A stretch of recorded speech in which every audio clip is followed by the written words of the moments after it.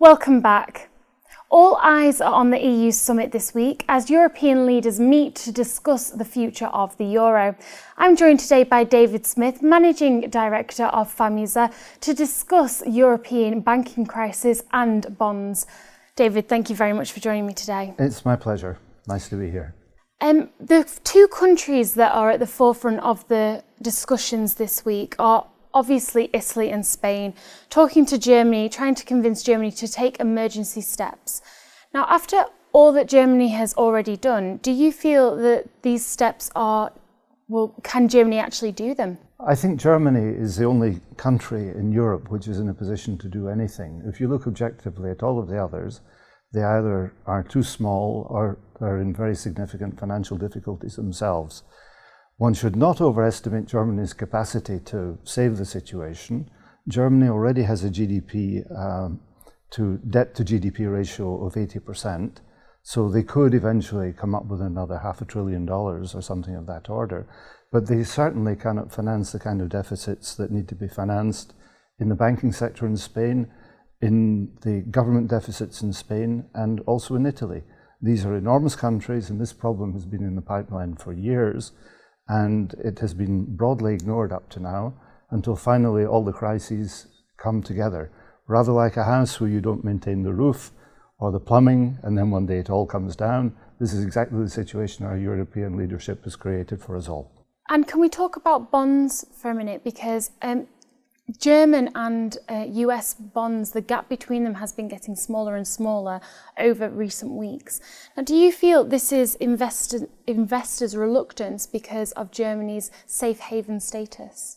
Yes, I think that at the moment, America, which has its own set of problems, has benefited very, very largely from a safe haven status of people wanting to get out of the euro. For those who are staying in the euro because they maybe have too many euros to dispatch around the world, their safer bets are to go into government bonds in Germany or even move their euros, which are currently in Spain or Greece or Italy, out of those national countries and into the safe haven of Germany, where basically the currency is the same, except the financial institutions are perceived at this stage to be very much stronger. Many people are sceptical about the outcome of the meetings this week. They are looking at a banking union, a fiscal union, and eventually a political union.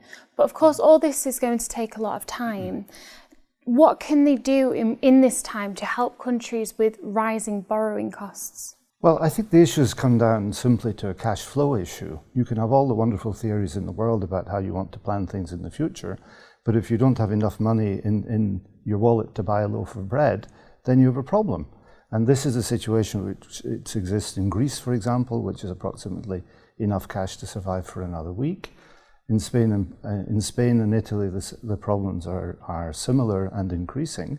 And to have a theoretical solution which can be achievable in 2 or 3 years after having changed all of the European treaties is wonderful. But the banks which are actually in these countries at the moment are literally going to run out of cash, and the governments who maybe will have to try and step in and help them will also run out of cash. And what about the European Central Bank? Do you think that the ECB will cut interest rates, or what else can the ECB do? Yeah, I think that the interest rate question is almost irrelevant. When you're getting down to interest rates of 1% or even perhaps below 1%, it doesn't matter. If you look at the ECB's balance sheet at the moment, it is approaching 4 trillion euros of assets, which by and large a central bank should not be sitting on very large amounts of assets. The problem is a balance sheet problem, it is not an interest rate problem, and the balance sheet that they have is a bankrupt balance sheet. And this is true of the individual countries as well. So what they have to focus on is to find out how they're going to make the cash available. Now, the ECB at the moment does not have the right to print money, and it does not have the right to buy bonds. But if one of those two things is not done in the very foreseeable future, there is going to be a financial catastrophe which is going to severely impact on the life of the people in the streets. And lastly, what can you see coming out of these meetings this week for the average citizen of the countries that are affected? My answer is probably nothing really very positive because, as I say, so far they haven't achieved anything definitive. That everything's been done on a promise and a wing and a prayer. And at the end of the day, the ordinary citizen is going to understand that, as I say, the king has no clothes. If these people do not come up at this stage with a solution, and the banks and the governments run out of money, then they become irrelevant, because what happens is the power of the bond markets take over from the power of the politicians, and then we're heading for an extremely serious situation. Well, thank you very much for joining me in the studio today, David. It's been a pleasure. Anytime. Thank you very much. That's all from us here at Dukas Copy TV, but make sure you click back to the website for more interviews and updates. Goodbye.